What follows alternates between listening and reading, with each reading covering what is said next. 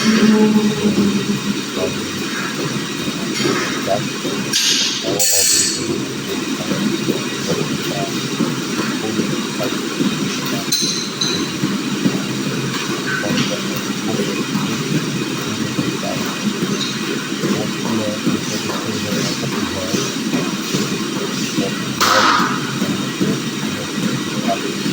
explain about going through segregation of the data of the counting. What are the tools used in the counting?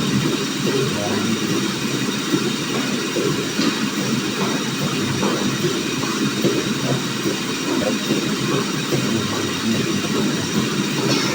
we use let's suppose we will use in the business segregation. We can actually count the numbers of times the addition or multiplication. So we can basically make a formula of coding. So if we almost multiplying correct to the new key, then we can have an addition like laptop 2 is 101 laptop 2 multiply efficiently with 2 by 4 is 494.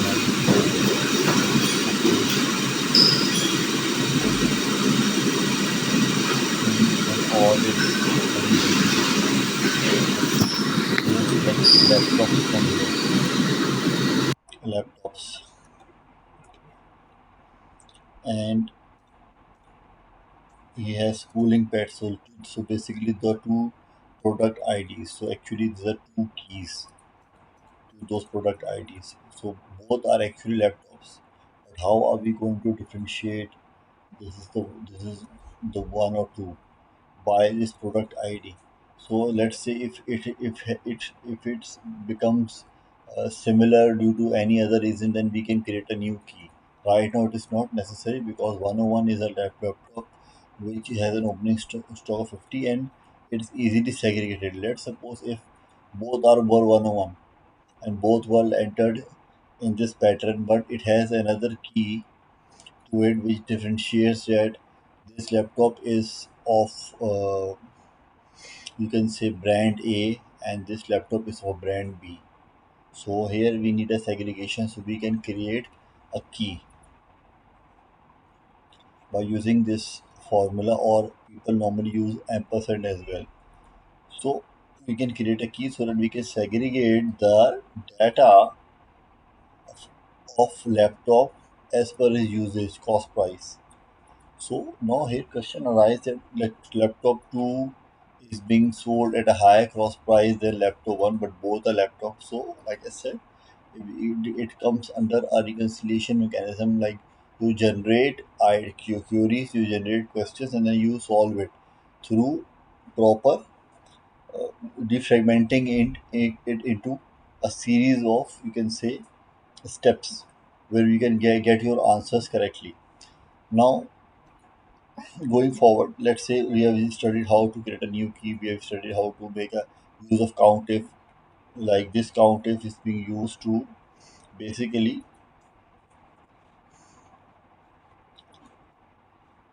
let me show you. This is used as a range complete. This is used as a dollar range. In a dollar range means as a fixed range. Here this countif, because here if I go here in this laptop, let me make you understand. It will repeat.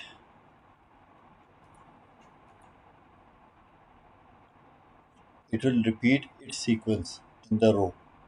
Means this laptop will repeat its sequence in the row. Means it will again read in the whole range because it is in a dollar range. It is a fixed range. While the countif which I have used here is that it will reduce the range. So here it's one laptop, and if you see this one, this the range is because it is now excluded. It has been read out. Now this one, so it will always come as single because the other one. Let's suppose if Right here laptop.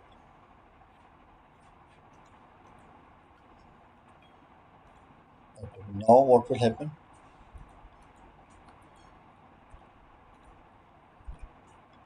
Now it will create a second range. The third one will be above second, and then this one will be one, because as it goes down, it will create a multiple the last range minus one. So it will exclude the above in this one. Now in this count, if it won't exclude, it will reread the whole range again. So it will say it has been repeated three times, but including all sets. Here it is repeated the third time, excluding the above sets. So this one, this use of counter is more efficient. And like you can segregate, actually you can delete if you want to delete, or normally you don't delete because you need to reconcile your information. So you basically keep a stack of the information where in a sheet. Like here you can create a duplicate data, duplicate data,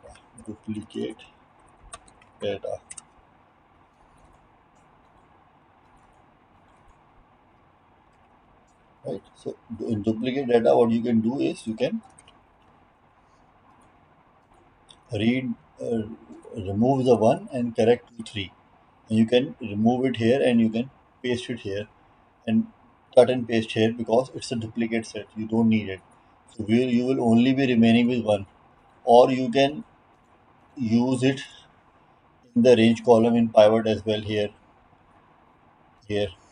So here you can use it by updating the count if version. Okay, the range is not complete, that's why it's not coming. So you can update here as well with the count if version, and you can drag the count if here, and you can say I will only select the ones having one. And one, where one you select one means it will remove all two and the duplicate deals. So in this way you can get your results. This is basically the initial one. Now moving forward, let's say you want to you have created a new key as well.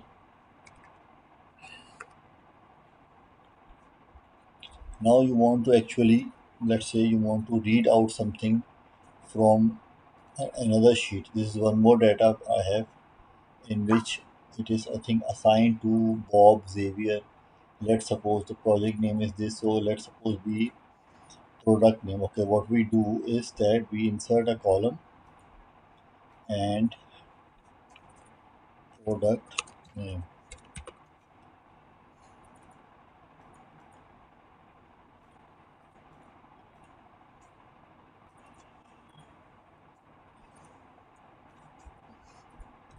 So we, what we do, we copy and we,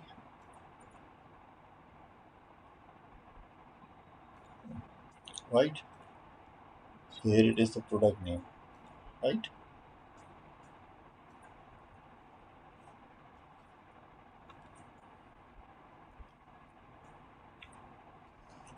So each product name is assigned to someone. So but we have multiple laptops. Now here assignment is different. It one is assigned to Hannah, the other laptop is assigned to, this is to Charlie. Now how you do you know that this one is being sold to, this one is being assigned to Charlie? So you will create, what you will do is, you know that there are many, there are many laptops, see laptop, so you will have multiple names. Now here, that you know that Alice is from marketing, Charlie is also from marketing. We're trying to make out something from here, right? Because, okay, let's enter the product ID as well. Copy and insert copies, right? So here, now you see that what is the main use of the product ID?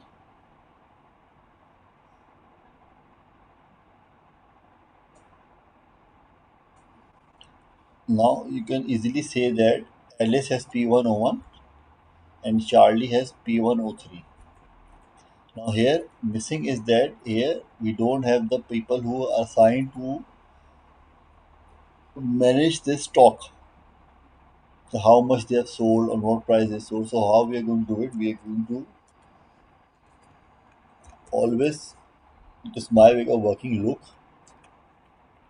assigned user. Means look for, so if you are looking for something, you should write look for assigned user, look underscore assigned user. How we look up, right? What we are going to find? We are going to find, if you are going to find the laptop, then what it will do? Let me show you. It will do lookup value table array. What is table array? Means the the array where you need to find the product, the value, where the value in which you need to find the array is the basically the source where you need to look for that value. So it is here because always a target array where you need to get the output. Always remember that the table array is always connected to the output sheet. Means from where you need to get the value, the output which is missing, the missing value. So you need to connect with the unique identifier. If you don't connect with the unique identifier, the VLOOKUP has a problem. Has, you can say, it is not coded with fire selecting or removing those values which are repeat duplicate name. It will always give you the first one. It works under the sequence, the series of the value. That's it. Means the lower or the higher value, then it will pick the first one. That's how lookup works. So here, this is the table array. You will put the range. Okay.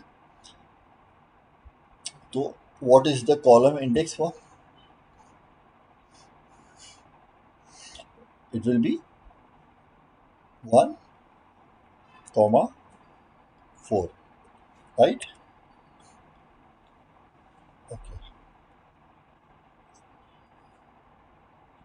comma, sorry, 4, comma 0, right? Now it is ls, 4, comma 0. So 4 means that you have actually always, this sheet start from A, but where you're going to look for that value, it will always start from the sheet, the column or the row where you are looking the value for. The first row will always be the row in which you are looking the value for. So it's a 1, 2, 3, and 4. This is the fourth value. You can see here 3, 4, C, 4C, fourth row. So, and 0 means exact match. It is the exact match, right? True. It will give you Alice. So here I'm going to drop down is only dropping down till the laptop. I'm going to delete this stock in stock out. So here we're going to so if you look for the laptops, you see that it is giving the result Alice, Alice, Alice. Why? Because the lookup always looks for the first value with the first name.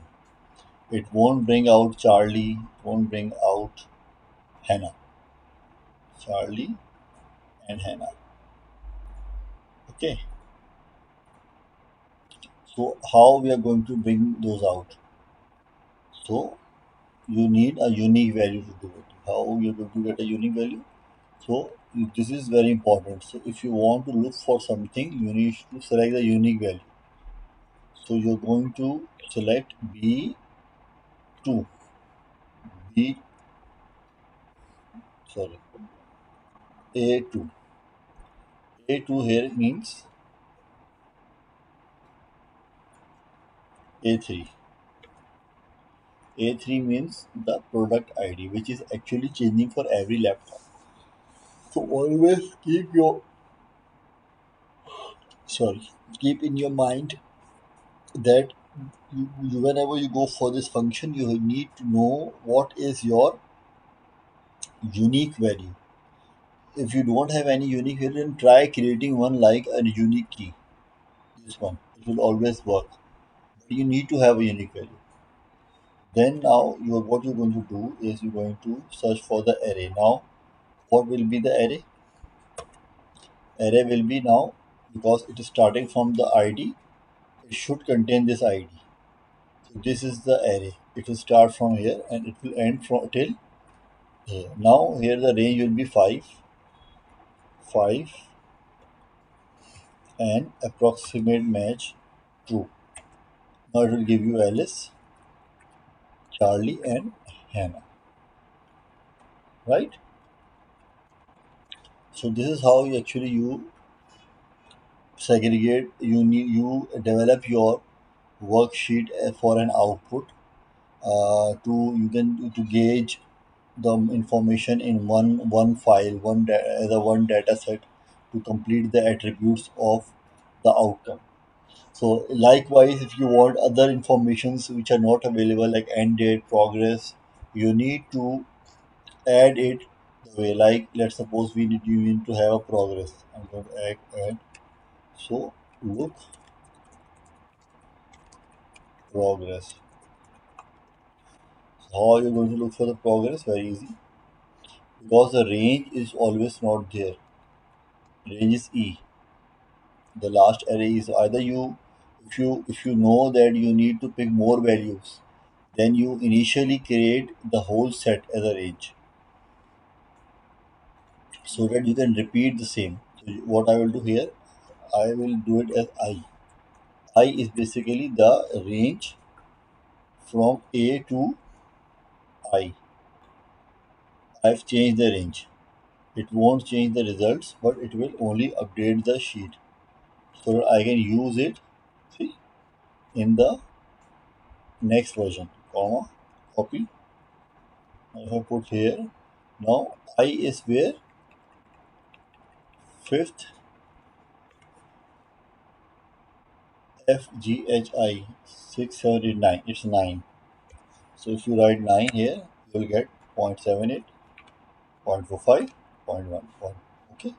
So here's how you will going to find. So range is very important. You can update the range.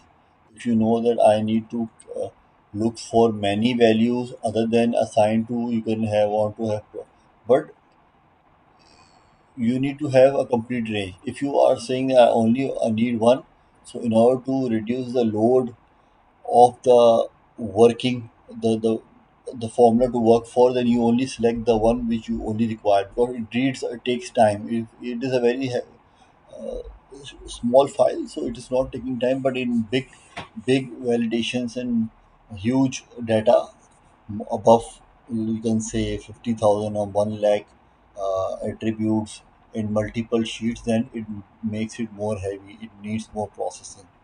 So that's all for you folks, that you have learned uh, new way, keys, and how to use for formulas, or to basically to develop your working style, to how you can develop the way you can create a file or create an output. Thank you.